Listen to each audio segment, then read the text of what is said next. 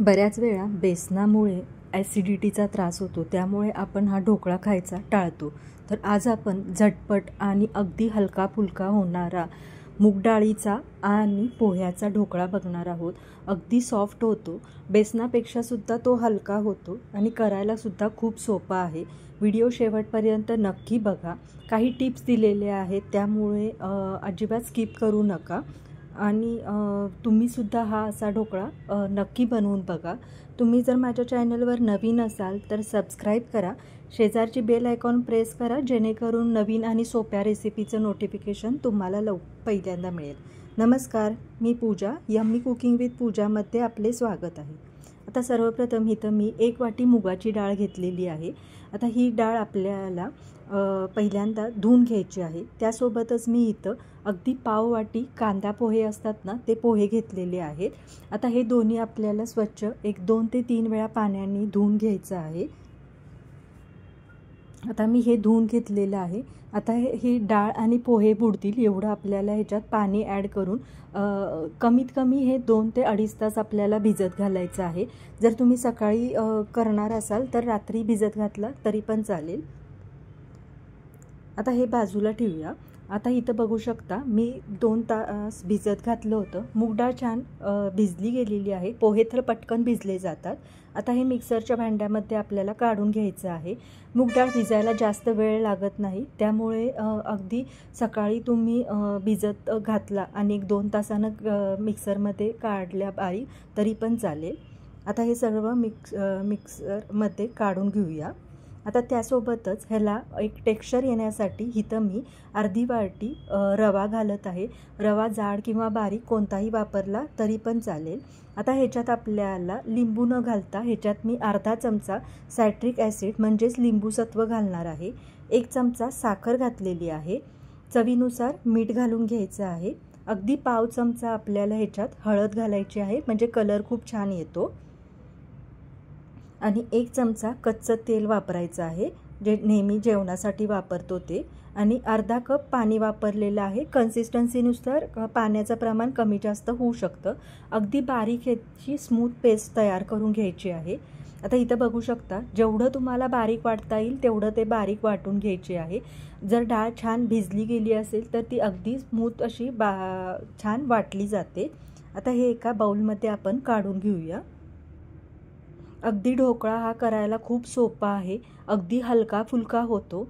जर तुमच्याकडं लिंबूसत्व किंवा सायट्रिक ॲसिड नसेल तर अर्धा चमचा किंवा पाऊण चमचा ह्याच्यात लिंबाचा रस पिळाला तरी पण चालेल। आता हे आपण एक साईडला ठेवूया, 5 मिनटं ठेवलं तरी चालेल। आता तोपर्यंत ज्या भांड्यामध्ये आपण ढोकळा सेट करून घेणार आहोत त्याला आपण तेलानं ग्रीस करूया, म्हणजे ढोकळा खालती चिकटणार नाही। ही पूर्वतयारी आपल्याला आधीच करावी लागते, म्हणजे पटकन ही प्रोसेस, जेव्हा आपण सोडा घालतो त्यावेळा ही प्रोसेस आहे ती पटकन करावी लागते। आता हे करत असतानाच एका कढईमध्ये मी पाणी तापवत ठेवलेलं आहे। आता हे रवा आहे तो सुद्धा 5 मिनिटांनंतर छान फुलला गेलेला आहे, त्यामुळे बॅटरची कन्सिस्टन्सी बघू शकता, हलकीशी थिकनेस आलेला आहे, घट्ट झालेली आहे। आता ह्याच्यात आपल्याला अर्धा चमचा खायचा सोडा घालायचा आहे। थोडंसं वरती पाणी घालते, म्हणजे सोडा आहे तो ॲक्टिवेट होतो। आता हे छान बॅटर हलवून घ्यायचं आहे। ही प्रोसेस आहे ती पटकन करून घ्यायची आहे। 1-2 सेकंद हे पिठामध्ये छान सोडा ॲक्टिवेट करून घ्यायचा आहे आणि लगेचच आपल्याला हे बॅटर आहे ते भांड्यामध्ये ट्रान्सफर करून घ्यायचं आहे। बघू शकता, ढोकळ्याचं बॅटर आहे ते लगेच फुलायला तयार झालेलं आहे आणि कलरसुद्धा तो चेंज व्हायला होतो आणि खूप हलकं बॅटर तयार होतं। 1-2 ते 3 वेळा टॅप करून घ्यायचं आणि लगेचच हे, आता इथं कढईमध्ये पाणी ठेवलेलं आहे, त्याला पण उकळी आलेली आहे। आता हलक्या हातानं हे डबा आहे किंवा एक भांडं आहे ते त्या कढईमध्ये ठेवून झाकून ह्याला कमीत कमी 15 ते 20 मिनटं आपल्याला स्टीम करून ठेवायचं आहे। साधारण 15 ते 20 मिनटात हा ढोकळा छान फुलला जातो। इथं बघू शकता अगदी छान सेट झालेला आहे। आता ह्याला आपण थंड करून घेऊया। थंड केल्यानंतरच मग हे आपल्याला डिमोल्ड करायचं आहे। तोपर्यंत ह्याला वरून लागणारी फोडणीची तयारी करून घेऊया। फोडणी पात्रामध्ये 1 ते चमचा तेल घेतलेलं आहे. तेल गरम झालं की जिरे, मोहरी, कढीपत्ता घालून घ्यायचा आहे. थोडासा हिंग घातलेला आहे. आता हे आहे ते छान हलकंसं थंड झालेलं आहे. आता हे आपण काढून घेणार आहोत. अगदी सहज निघतं कारण आपण ह्याला तेलानं ग्रीस करून घेतलेलं होतं. बघू शकता किती छान जाळी पडलेली आहे आणि खूप मस्त असा एकसारखा तयार झालेला आहे. अगदी हलका झालेला आहे. करायला पण खूप सोपा आहे.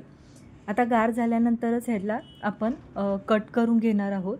कट करताना तुमच्या आवडीनुसार तुम्ही कोणत्याही शेपमध्ये हा कट करून घ्या. व्हिडिओमध्ये दाखवल्याप्रमाणे मी हा डायमंड शेपमध्ये किंवा काजू कतलीचा जसा आकार असतो त्या शेपमध्ये मी इथं कट करून घेतलेला आहे. आता हा कट करून झालेला आहे. फोडणी पण हलकीशी आपली थंड झालेली आहे. आता ही आपण फोडणी आहे ती घालून घेऊया.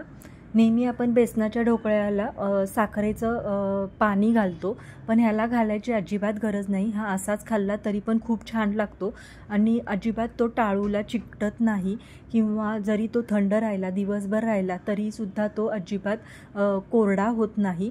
त्यामुळे मुगाचा ढोकळा करायला आणि खायला पण खूप छान लागतो. वरून कोथिंबीर घालून घेऊया.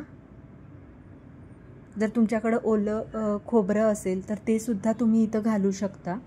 अगदी छान होतो आणि तुम्ही लहानांपासून मोठ्यांपर्यंत कुणालाही तो आवर्जून आवडेल आणि पचायलासुद्धा खूप सोपा आहे.